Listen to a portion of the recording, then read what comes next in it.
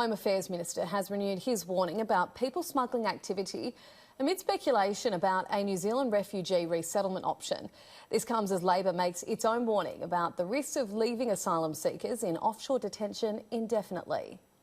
Peter Dutton warns the people smuggling threat remains. The threat from Sri Lanka and elsewhere is still a very real one. So people smugglers are marketing New Zealand as a destination. The repeal of the Medivac laws has triggered days of debate about the long-standing New Zealand offer to resettle 150 refugees. We don't want to give ammunition to our enemies, the people smugglers. The Home Affairs Minister has not ruled out taking up the NZ offer, but has made it clear it cannot become a marketing tool. We need to be realistic about the reality of those that are trying to take money from innocent men, women and children. Mr Dutton says some people have pulled out of resettling in the United States because they believe they'll now be able to get to New Zealand.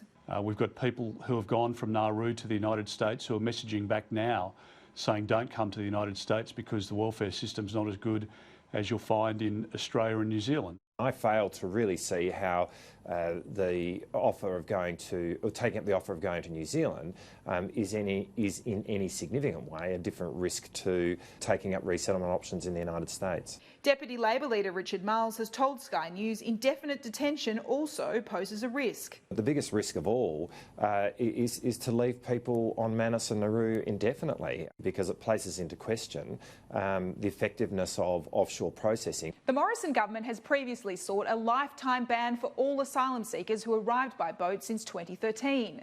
Labor has now opened the door to supporting a more limited ban to just the New Zealand cohort. We have to be sensible here. The Deputy Labor leader says either way, the limbo must end for those in offshore detention. It took a long time to get the American deal going. All their eggs have been in that basket, but it's not one which is going to resolve the fate of all of those who are on Manus and Nauru. We'll work through the cases and we'll do it in a way that doesn't restart boats. Trudy McIntosh, Sky News, Canberra.